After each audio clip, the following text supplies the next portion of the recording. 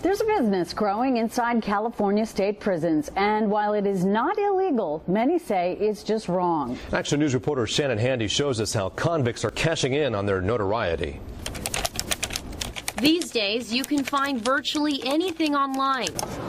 And for prices ranging from $5 to $2,500, you can buy items such as artwork, signatures, and even underwear from convicted and accused killers.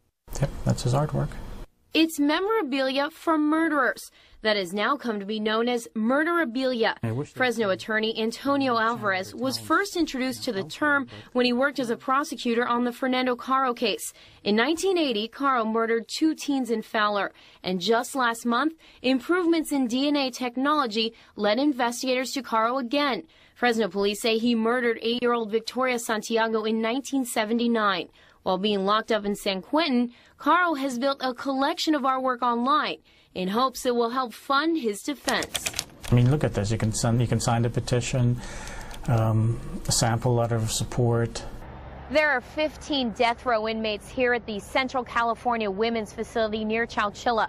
We found at least 2 of them selling murderabilia online, and that doesn't include the other inmates here who are doing the same. Though some say the sale of these items is wrong, it's not illegal. In 2002, the California Supreme Court struck down the state's Son of Sam law, which was designed to keep prisoners from profiting from their crimes.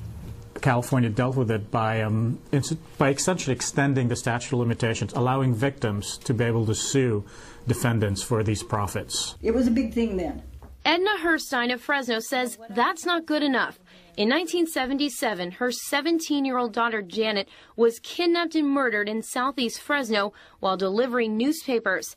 The man who killed her, Ray Del Sims, is a suspected serial killer. He hasn't cashed in on the crime against Janet Herstein, but her mother says he shouldn't have the chance. It's like sending your kid to the room when he's got television in there and all these video games. What's the point?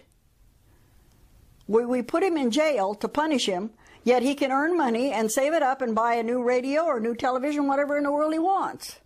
People who run these so-called murderabilia websites defend their business.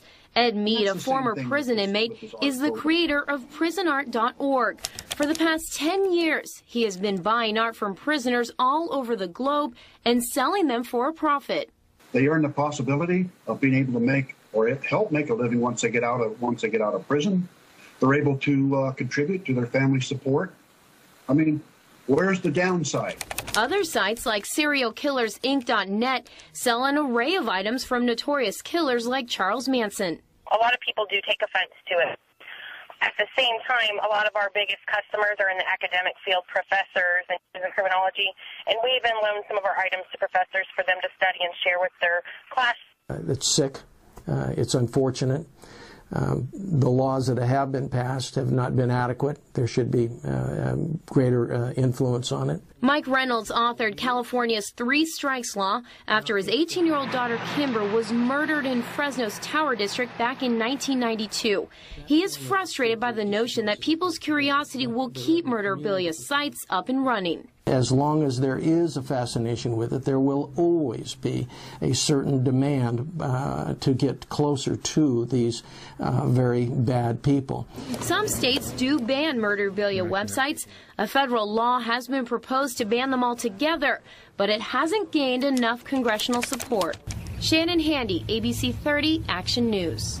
The California Department of Corrections provided a statement to Action News about murderabilia, saying inmates are not allowed to engage in a business or profession without permission. Although they can't control an outside family member or third party from making money on these items, prison officials say any profit deposited in the inmate's account may be subject to court-ordered restitution.